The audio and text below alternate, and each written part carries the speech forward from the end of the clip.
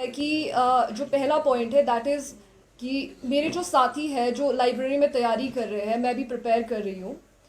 हम सब दिन रात इफ़ आई सी तो वो सुबह 7 बजे आ जाते हैं, शाम को 7 से 8 बजे वो घर जाते हैं। तो आप सोचिए वो 9 से 10 घंटा पढ़ाई कर रहे हैं। कई बार ऐसा होता है कि पेरेंट्स भी फाइनेंशियली सपोर्ट नहीं करते बिकॉज एग्ज़ाम वो टाइम के साथ जाता जा रहा है। और क्या हो रहा है कि हमें फाइनेंशियली अपनी तैयारी को खुद ही सपोर्ट करना पड़ रहा है। हम अपना ब्रेकफास्ट बनाते हैं, 9 से 10 घंटा हम लाइब्रेरी में बैठते हैं, उसके बाद क्लासेस लेते हैं, ट्यूशन्स लेते हैं।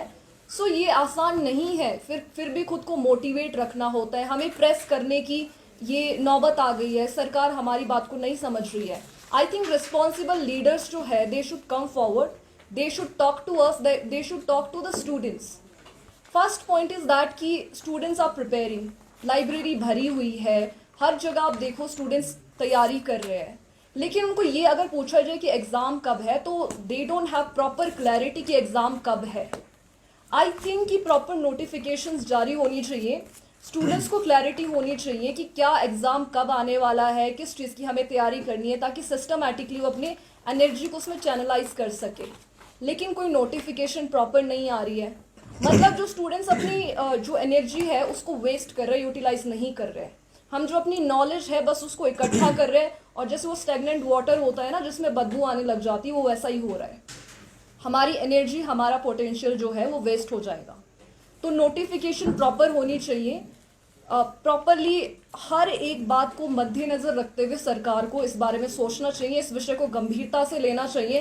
Because we are very frustrated as youngsters. ये बहुत फ्रस्ट्रेशन से भरा हुआ एक विचार है कि हमें यहाँ पर कॉन्फ्रेंस करनी पड़ रही है।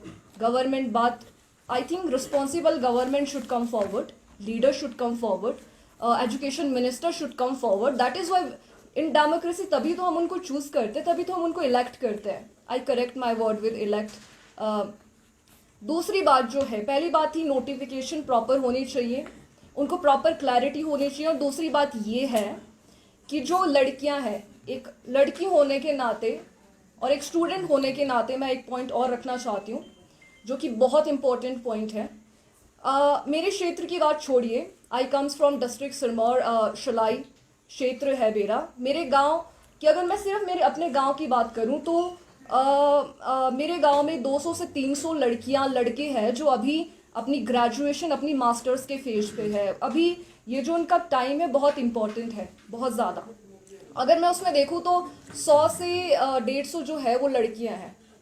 हमें लोग बोलते हैं कि अभी आप पोटेंशियल है, आप तैयारी करिए, और 20 से 23 साल की उम्र है जिसमें हम तैयारी करते हैं, सोचते हैं कि हम भी जॉब लेंगे, अपने पेरेंट, अपने भाइयों की तरह इक्वली हम भी पार्टिसिपेट करेंगे अपने देश को, प्रदेश को आगे ले जाने में।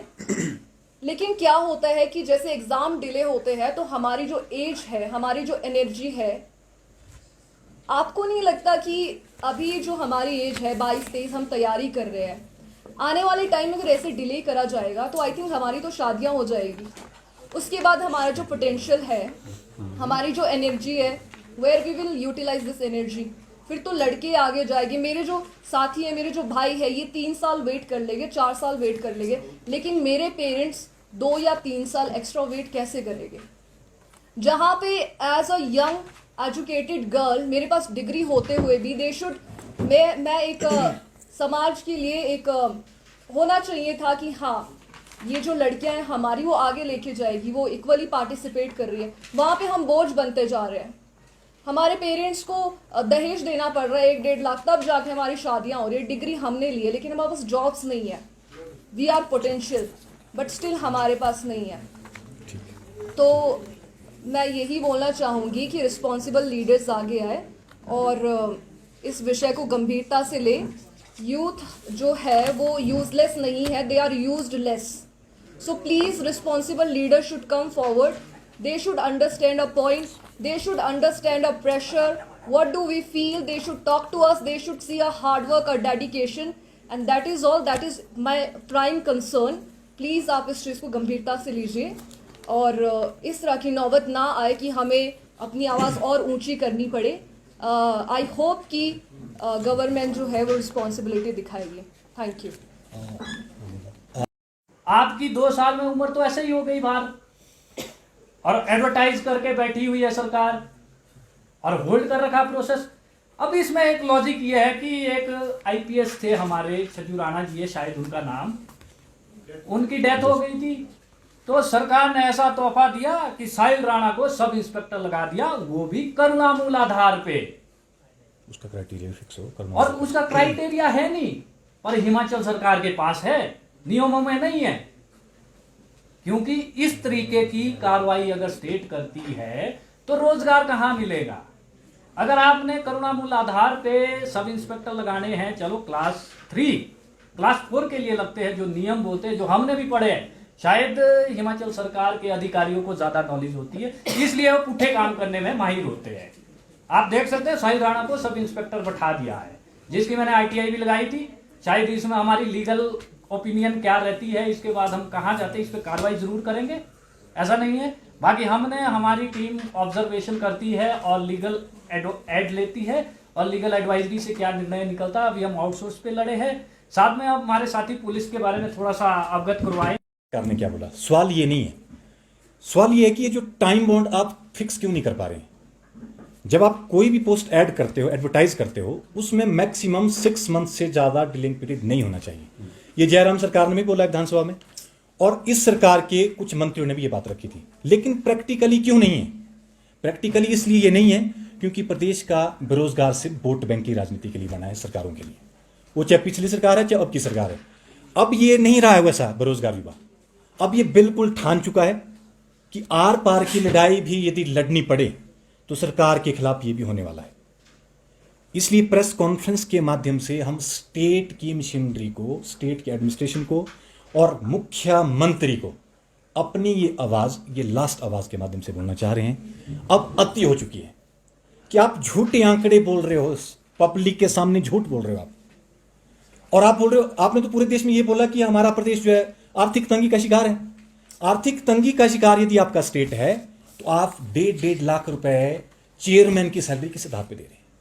आप हर अपने दोस्तों को कैबिनेट रैंक का दर्जा किस आधार पे दे रहे हैं? यदि आपका प्रदेश आर्थिक तंगी के बेहाल पे है, सेंटर से आप पैसा नहीं ला पा रहे हैं, वो हमारा वो नहीं है। हम तो प्रदेश के एक नागरिक हैं। हमने तो इस हैसियत से आपको वोट दिया था बेरोजगारों ने कि आप जो है हमारे भविष्य के बारे में बेहतर सोचेंगे। आपने बोला कि आप जो है 1 साल के अंदर, मतलब लगभग जो है आप जो है कम से कम 50,000 नौकरियां देंगी। तो आपका जो सरकारी आंकड़ा हमारे सामने है, 2 साल में सिर्फ पब्लिक सर्विस कमीशन जो सिर्फ वही बना है। बात तो आपने लोगों की वाहवाही जीतने के लिए हमीरपुर सिलेक्शन बोर्ड तो बंद किया, बंद करना तो ईजी हो गया, लेकिन उसके बाद 2 साल में ना वो हमीरपुर सिलेक्शन बोर्ड, आपने एफआईआर भी कर दी, ठीक है, आपने जेल में भी डाल दिए, उनकी क्या बोलते सारी वो भी होगी, बेल भी होगी, लेकिन फाइनली स्टूडेंट्स के लिए किसी भी पोस्ट कोड का फाइनल रिजल्ट अभी तक नहीं आया है। कोई भी अपॉइंटमेंट नहीं हुई है जितनी भी अभी तक ये सारे पोस्ट कोड आए हैं। तो ये बहुत बड़ी विडंबना है प्रदेश के लिए। तो आने वाले टाइम में यदि ये इशू सीरियसली सरकार नहीं लेती है तो आने वाले टाइम में जो है इसके ऊपर जो है बहुत ज्यादा वो होने वाला है। ये मैं आपका मीडिया का ध्यान हो रहा है।